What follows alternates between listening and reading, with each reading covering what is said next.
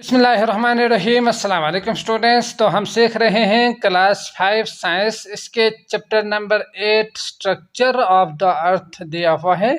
आज की इस वीडियो में हम इसके एक्सरसाइज को कंप्लीट सीखेंगे, समझेंगे। ठीक, तो वीडियो शुरू करने से पहले आपसे एक रिक्वेस्ट है कि हमारे चैनल को सब्सक्राइब कीजिएगा अगर नहीं किया है तो। अगर वीडियो पसंद आए तो लाइक करके जाइएगा।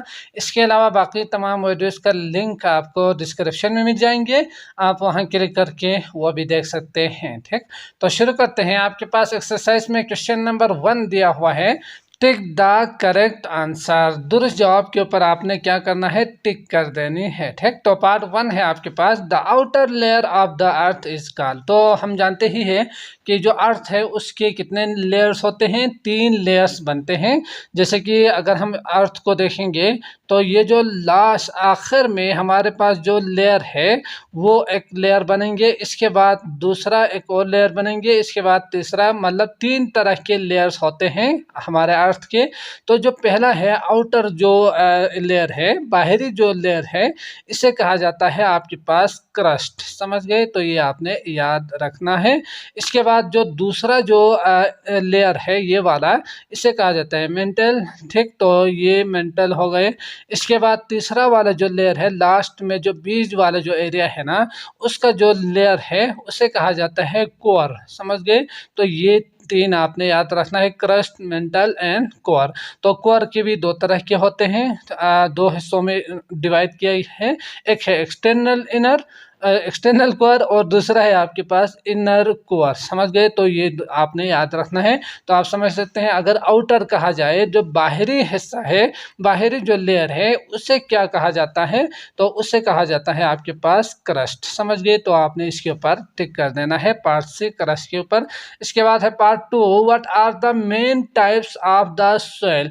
तो जो सॉइल है, मट्टी है, उसके मेन टाइप्स, वैसे तो बहुत ज़्यादा हो सकते हैं, लेकिन जो अहम टाइप्स है वो होते हैं आपके पास 3 तरह के सॉइल होते हैं हमारे अर्थ के ऊपर। एक है आपके पास क्ले, और दूसरा है आपके पास सैंड, और तीसरा है आपके पास सिल्ट। समझ गए, तो ये 3 तरह के आपके मेन टाइप्स होते हैं हमारे अर्थ के ऊपर। 3 तरह के मिट्टी मौजूद है। समझ गए, तो यहाँ पे क्या कहा है, what are the main types of the soil, तो यही 3 होते हैं। तो आपने इसी को सर्च करना है। यहाँ पे से सिल्ट, सैंड, रॉक दिया हुआ है, पत्थर, तो इसका मतलब ये नहीं होंगे। क्ले, हमस, तो खाद, ये भी नहीं होंगे। सैंड, सिल्ट एंड क्ले ये दिया हुआ है, तरतीब से कुछ इस तरह से दिया हुआ है, क्ले लास्ट में लिखा हुआ है, तो भी क्या होंगे, यही आंसर होंगे, सी, सैंड, सिल्ट एंड क्ले। समझ गए, इसके ऊपर आपने टिक कर देना है। पार्ट 3 है आपके पास, which type of soil is good for growth of plants. तो जो प्लांट है उसकी ग्रोथ के लिए, जो पौधे हैं उसको अगर आपने उगानी हो, बनानी हो, तो यकीनी बात है इनमें से जो हमने अभी 3 सीखा, इनमें से एक बेस्ट होंगे, बाकी बेस्ट नहीं होंगे, गुड नहीं होंगे। समझ गए, तो इनमें से कौन सा वाला बेस्ट है, कौन सा वाला गुड है प्लांट्स को ग्रो करने के लिए। समझ गए, तो आप देख सकते हैं कि जो सैंड, सिल्ट, क्ले दिया हुआ, ये रॉक तो नहीं होंगे ना, पत्थर। तो आप देख सकते हैं ये जो सिल्ट है ये क्या होते हैं, गुड होते हैं ग्रोथ ऑफ प्लांट के लिए। समझ गए। इसके बाद है 4, what is the role of living organism in the soil. तो जो मिट्टी है उसमें भी यकीनन जो जानदार है उसका एक ख़ास किरदार होते हैं।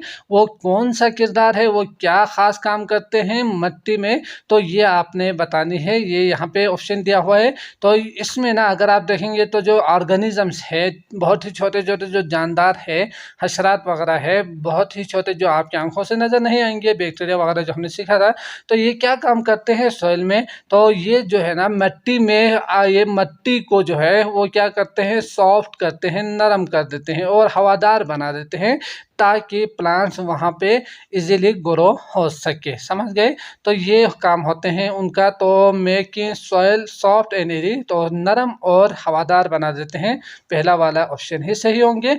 इसके बाद सॉलिड हार्ड तो नहीं होंगे, अनफिट फॉर कल्टिवेशन तो नहीं होंगे, एरी ड्राई भी खुश्क तो नहीं करेंगे ना यकीनन, तो ये आपने याद रखना है, मेकिंग सॉइल सॉफ्ट एंड एरी होंगे इसके आंसर। इसके बाद है 5, the amount of fresh water on the earth is. तो अगर आप इस अर्थ के ऊपर देखेंगे तो यकीनी बात है हमारे अर्थ के ऊपर 71% जो है ना वो क्या होते हैं, पानी मौजूद है, और बाकी जो 29% वो खुश्की पर मुश्तमिल होते हैं। तो उन 71% में जो पानी फ्रेश वाटर है, ताज़ा पानी, वो कितना है, और जो आप नहीं पी सकते, फ्रेश नहीं है, वो कितना है। तो फ्रेश जो वाटर है वो सिर्फ 1% ही होते हैं, समझ गए। तो आपने इसके ऊपर टिक कर देना है 1%। और इसके बाद 97 जो परसेंट है वो साल्टी होते हैं, यानी नमकीन होते हैं, जिसे आप पी नहीं सकते, फ्रेश नहीं होंगे। आमतौर पर समंदर के पानी तो आप जानते ही होंगे, तो उसका जो पानी है ना वो नमकीन है, समझ गए। तो इसके बाद है आपके पास 6, what is important in the natural manner. तो जो कुदरती जो मैनर है यानी खाद है, उनमें कौन सी चीज़ अहमियत रखती है, या कौन सी चीज़ अहम होती है, ठीक, समझ गए। तो वो क्या चीज़ है जो कुदरती खाद में अहम है। तो मिनरल्स है, डिकेट मैटर है, सैंड है, या साल्ट है। तो यकीनी बात है ये जो साल्ट है ना वो कुदरती खाद में बहुत ज़्यादा अहमियत रखते हैं, अहम होती है। तो आपने इसके ऊपर करना है टिक का निशान, समझ गए। इसके बाद अगला है क्वेश्चन नंबर 2। क्वेश्चन नंबर 2 है आपके पास, write short answers. Short answers आपने देनी है, मुख्तसर जवाब लिखें। पार्ट 1 है, what is the outer layer of the earth called. तो जो हमने अभी सीखा, आउटर लेयर को क्या कहा जाता है, क्रस्ट कहा जाता है ना। What is its important in our life, हमारे ज़िंदगी में इसकी क्या अहमियत रखते हैं। तो यकीनी बात है हम यहाँ पे रहते हैं, हम यहाँ पे जीते हैं, हम यहाँ पे ही मरते हैं, है ना। और यहाँ पे बहुत सारी चीज़ें हैं, जैसे कि माउंटेन है, पानी हम पीते हैं, वो चीज़ें हैं, और सब्ज़ व शादाब जो चीज़ें हैं, सहरा है, और बहुत सारी चीज़ें, शहर आबाद है, गांव आबाद है। तो ये हमारी ज़िंदगी के लिए बहुत ज़्यादा इम्पोर्टेंस रखती है, अहमियत रखती है, समझ गए। इसीलिए क्योंकि हम ये सारी चीज़ें यहाँ पे ही करते हैं। बाकी नीचे जो कोर्स है वहाँ पर तो बहुत ज़्यादा जो टेम्परेचर है ना वो बहुत ज़्यादा हाई है, वहाँ पे ज़िंदा रहना मुमकिन नहीं है, समझ गए। तो ये बहुत ज़्यादा बाहरी चीज़ों से मिलकर बने हुए हैं, ये बीच वाला जो एरिया है वो। तो यकीनी बात है ये आपका ये आपने लिखना है क्रस्ट जो है ना, इसलिए हमारे ज़िंदगी में बहुत ज़्यादा अहमियत रखते हैं, ठीक। तो इसके आंसर में आप लिखेंगे the outer layer of the अर्थ। जो आउटर लेयर है अर्थ के, इस कॉल्ड कहा जाता है क्रस्ट कहा जाता है, समझ गए। It is that part of the अर्थ, ये अर्थ का वो हिस्सा है, ऑन विच, जहाँ पे वी लिव, हम रहते हैं, है ना। This part contains Lofty mountains, तो यहाँ पे बुलंद वाला माउंटेन्स है।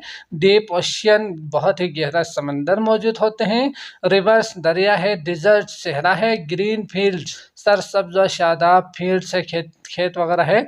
रूरल एंड अर्बन डिवेलिंग, तो यहाँ पे क्या है, देहात आबाद है, शहर आबाद है, यकीनन। तो ये सारी चीज़ें होती है, इसकी अहमियत रखते हैं, समझ गए। तो आपने इसी को आंसर में लिखना है। इसके बाद है क्वेश्चन नंबर 2। सवाल है आपके पास, which soil is useful to make pottery. तो बर्तन बनाने के लिए, अगर आपने मिट्टी के बर्तन बनाने हो तो कौन सा वाला जो मिट्टी है वो मुफीद होंगे, समझ गए। तो अगर मिट्टी के बर्तन बनाने हो तो उसके लिए कौन से जो सॉइल है, 3 तरह के सॉइल हमने सीखा था, क्ले, सैंड एंड सिल्ट। तो इनमें से कौन सा वाला मिट्टी वो मुफीद होंगे बर्तन बनाने के लिए। व्हाट आर इस प्रॉपर्टीज, इसकी खसूसियात क्या है, समझ गए। तो यकीनी बात है जो क्ले मिट्टी है ना वो बहुत ज़्यादा अहमियत रखते हैं, मुफीद होते हैं अगर आपने बर्तन बनाने हो। क्योंकि वो पहले नरम होते हैं, इसके बाद जब हम उसमें पानी यूज़ करके उसको जब मिलाते हैं ना, इसके बाद वो बहुत ज़्यादा सख्त भी हो सकते हैं। वो जो है ना बर्तन हम बना सकते हैं, इस तरह की जो चीज़ें हैं वो बना सकते हैं, ठीक। तो इसके और भी कुछ प्रॉपर्टीज़ है, इसको हम लिखते हैं और फिर रीड भी करेंगे। तो इसके आंसर में आप लिखेंगे clay is useful to make pottery. तो जो क्ले है वो ऐसे मुफीद होते हैं अगर आपने बर्तन बनानी हो। उसके प्रॉपर्टीज़, कुछ प्रॉपर्टीज़ जो आपको याद हो वही लिखिएगा, काफ़ी होंगे। और मतलब क्या है इसका जो प्रॉपर्टीज़ है उसमें आप लिखेंगे very small in size. Size, जो मिट्टी का जो साइज़ है ना वो बहुत ही छोटे होते हैं, सॉफ्ट होते हैं, नरम होते हैं, स्टिकी होते हैं, चपकने की जो सलाहियत है वो बहुत ज़्यादा होती है। एंड ब्राउनिश, और उसका कलर अगर अगर आप देखेंगे तो यकीनन आपने देखा होगा कि जो मिट्टी के बर्तन है उसका कलर किस तरह से है, ब्राउनिश है, भूरे हैं, यकीनन रेत किससे सिमिलर होते हैं। It can hold more water, इसमें बहुत ज़्यादा पानी होल्ड हो सकते हैं, मतलब पानी जज़ब करने की जो सलाहियत है ना वो बहुत ज़्यादा है। It is very hard when dry, अगर आप देखेंगे तो जब आप इसको ड्राई करेंगे, खुश्क करेंगे तो ये बहुत ज़्यादा हार्ड होते हैं, सख्त होते हैं। It is difficult to plough through it, अगर आप इसमें हल चलाना चाहो तो यकीनन ये बहुत ज़्यादा मुश्किल होंगे। इट इज़ डिफ़िकल्ट, मुश्किल होंगे टू प्लाव थ्रू इट, इसमें हल चलाना।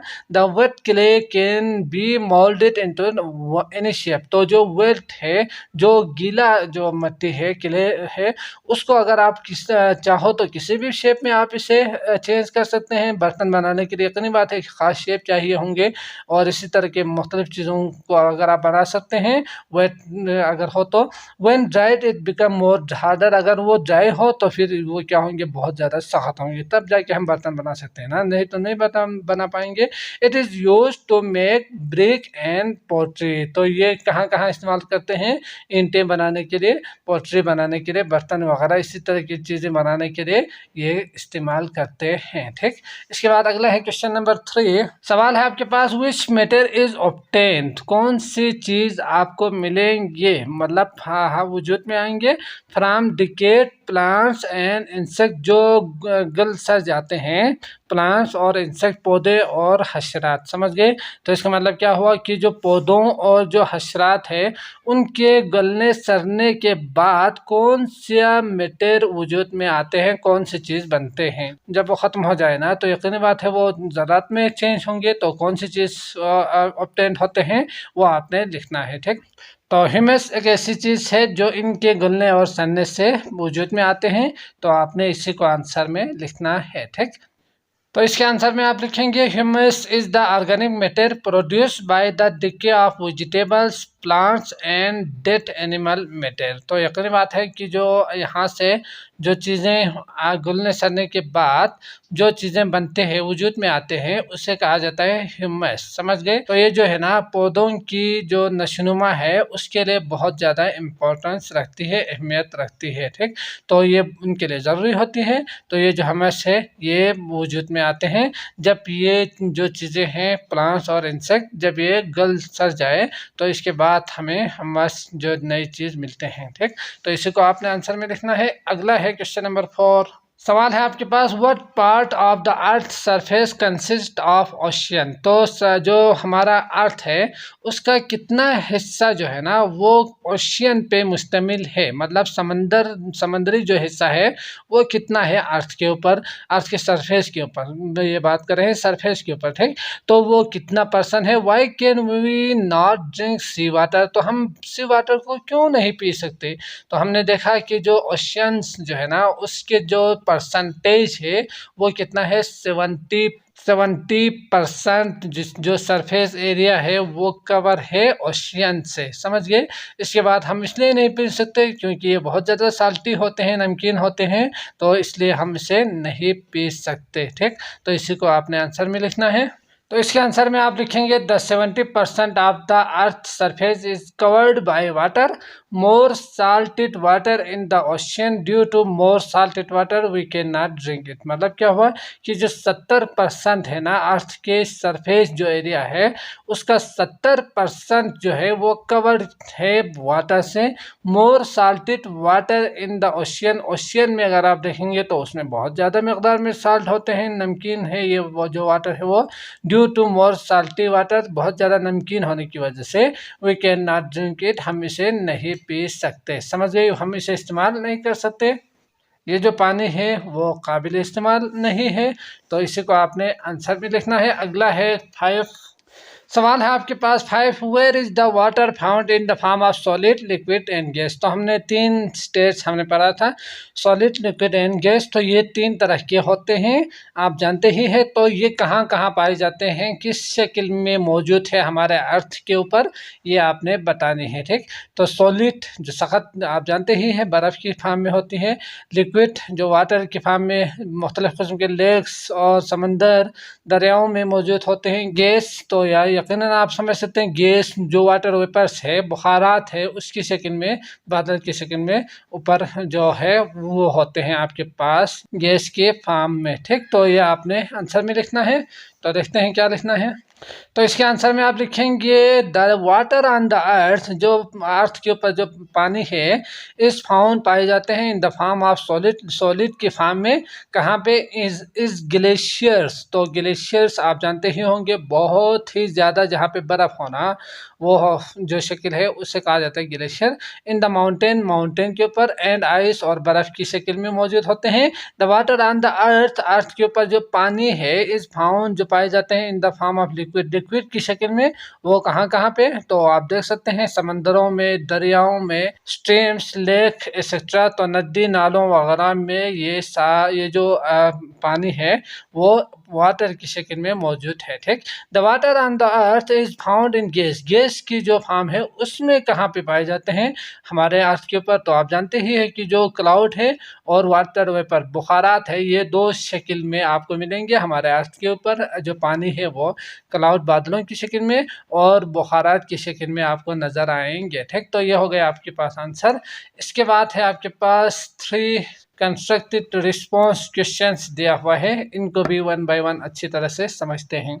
तो सवाल है आपके पास 3 कंस्ट्रक्टेड रिस्पॉन्स क्वेश्चन। पार्ट 1 है label the diagram of the water cycle. तो वाटर साइकिल का मतलब आप जानते ही हैं कि जो नदी नालों, समंदरों, दरियाओं में मौजूद जो पानी है ना, जब वो गर्म होती है तो बुखारात की शक्ल में उड़ते हैं। उड़ने के बाद वो जब ऊपर जाने के बाद ठंडा होते हैं तो रेन की शक्ल में वापस आ जाते हैं।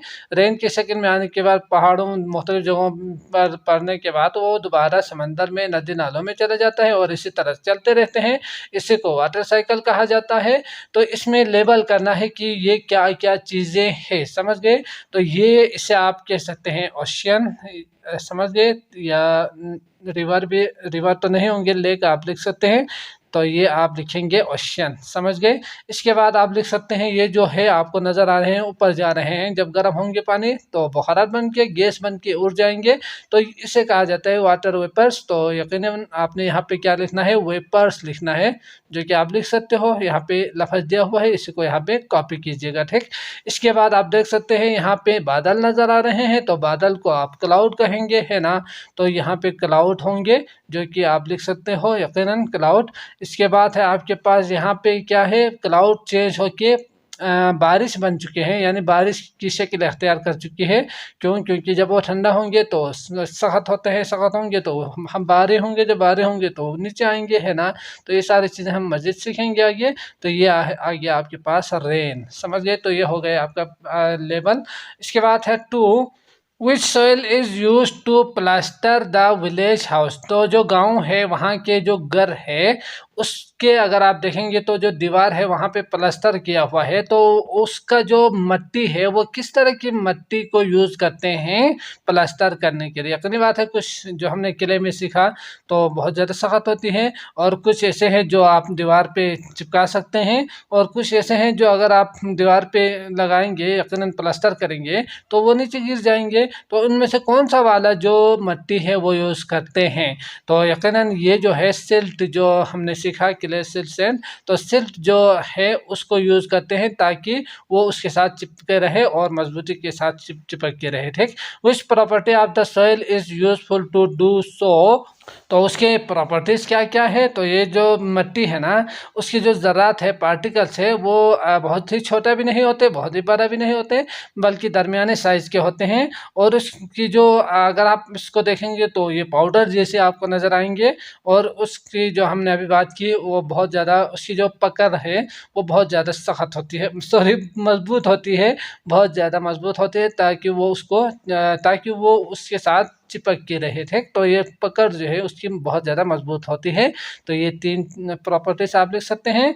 इसके बाद अगला सवाल है हाउ डू द प्लांट्स। तो किस तरह से पौधे, रूट्स एंड जो रूट्स है, जड़ and other creature inside the earth breathe. तो वहाँ पे सांस किस तरह से लेते हैं ये आपने बतानी है, समझ गए?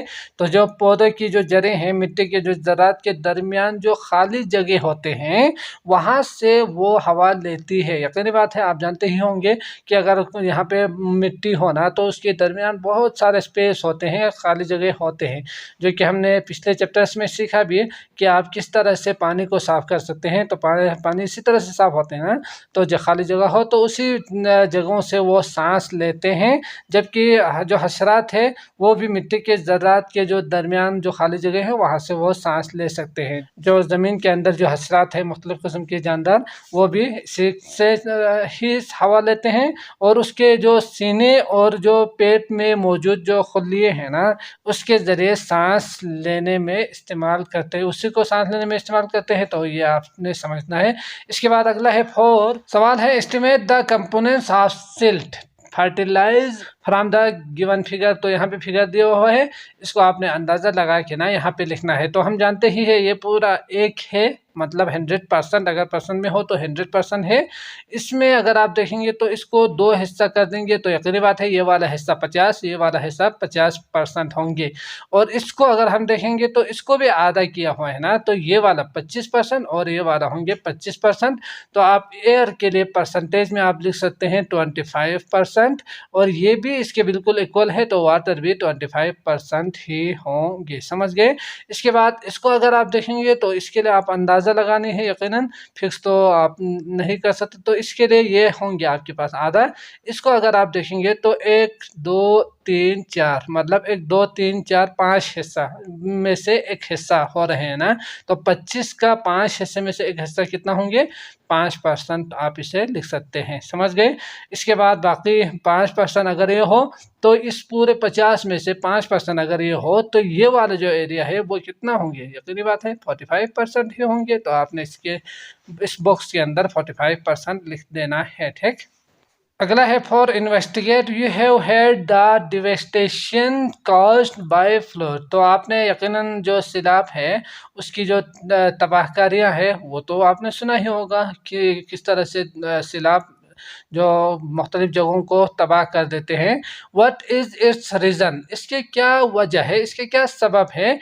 How can the surplus water of flood be made useful. तो ये जो फालतू पानी है ये किस तरह से आप काबिल इस्तेमाल बना सकते हैं, यकीनी बात है। तो ये जो बहुत ज़्यादा बारिशें अगर हो जाए तो इसकी वजह से सैलाब आ सकते हैं कि नहीं। और इसी तरह अगर आप जंगलात को काटना शुरू कर देंगे, जो दरख्त है पौधे हैं वगैरह उनको, तो उससे भी बहुत ज़्यादा हो सकती है, क्योंकि हम जानते ही है कि जो ग्लोबल वार्मिंग का जो मसला है उससे क्या होते हैं, फ्लड जो सैलाब है वो बहुत ज़्यादा आ सकती है। समझ गए। इसके बाद अगर आप डैम का यूज़ नहीं करेंगे, डैम नहीं बनाएंगे या डैम की कमी होगी तो इस वजह से भी सैलाब आ सकती है। समझ गए। तो डैम बनाएंगे तो यकीनी बात है वहाँ पे हम उसे स्टोर कर सकते हैं, तो इस तरह से फ्लड का जो इम्कान है वो कम होंगे। समझ गए। तो ये कुछ चीज़ें हैं और इसके अलावा किस तरह से इस्तेमाल कर सकते हैं, तो डैम बना के ही हम इसे इस्तेमाल कर सकते हैं, है ना। और इसी तरह इसको ज़ख़ीरा कर सकते हैं ताकि हम इसके ज़रिए बहुत से काम कर सकते हैं, बिजली पैदा कर सकते हैं, है ना। और बहुत से खेतों को पानी सैराब करने के लिए भी हम इसे इस्तेमाल कर सकते हैं। तो इसका मतलब ये हुआ डैम बना सकते हैं ताकि आप इसको यूज़फुल बना सकें। ठीक। इसके बाद अगला है 5 है, प्रोजेक्ट काम करना है आपने। ठीक। अगले तौर पर find out from the plants nursery or a gardener which soil is useful for growing plants. तो अगर आपने प्लांट्स को ग्रो करनी हो ना तो उसके लिए आप नर्सरी जाएं या जो माली है उसके पास जाके आपने मालूम करनी है, आपने पता करना है कि कौन सा वाला जो सॉइल है वो बेस्ट है अगर आपने प्लांट उगानी हो तो। इसके बाद आप क्या करेंगे, prepare such soil in spots in your home और स्कूल। तो आपके जो स्कूल है वहाँ पे आपने क्या करना है, इस तरह के जो मिट्टी है वो तैयार करनी है। Grow plants by putting seeds in that soil, फिर उसमें बीज डाल के ना आपने ग्रो करना है प्लांट्स को। ठीक। तो यकीनन आप कर सकते हो, कीजिएगा। तो इसमें जो बेस्ट जो है ना, वो यकीनन हमने देखा कि कौन सा वाला है, सिल्ट है। तो सिल्ट या जो मिट्टी है वो आप लेंगे, इसको आपने गमलों में यूज़ करके फिर इसमें बीज डाल के ग्रो कर सकते हैं। अगला है collect samples of sand, clay and silt from various place. तो मुख्तलिफ जगहों से आपने इन तीनों को कलेक्ट करना है। Mix a little water in a sample, हर एक में आपने पानी डालनी है। Which soil can be shape into a lump, कौन सा वाला जो है ना, जो मिट्टी है ना, उससे आप गीले बना सकते हैं। Make simple toy or pot from the soil, आपने उन मिट्टी से क्या करना है, सिंपल टॉयस और पॉट्स बना देनी है। समझ गए? तो मुख्तलिफ किस्म के जो बर्तन है, खिलौने वगैरह हैं, वो आप बना सकते हैं उस मिट्टी से। इसके बाद क्या करना है, ड्राई देम, और खुशक कर देनी है इन द सन में। कलर देयर सरफेस, और उसके ऊपर कलर कर दीजिएगा, जो चीज़ आप बना रहे हैं उसी का कलर करेंगे। And place them on the shelf in the classroom, और उसके को आपने क्या करना है, क्लासरूम में सजाना है। समझ गए? तो ये आप कर सकते हो, तो कीजिएगा, बहुत अच्छी बात होगी, एक्सपीरियंस होगी आपके लिए। तो मैं उम्मीद करता हूँ आपको ये लेक्चर अच्छी तरह से समझ में आ चुका होगा। अगर आए हैं तो लाइक कीजिएगा, अगर नहीं तो कमेंट में पूछिएगा। इसके अलावा बाकी तमाम वीडियोज़ का लिंक डिस्क्रिप्शन में अगली वीडियो के साथ आपको मिल जाएंगे, आप वहाँ क्लिक करके वह भी देख सकते हैं। तो मुझे इजाज़त दीजिएगा, अल्लाह हाफिज़।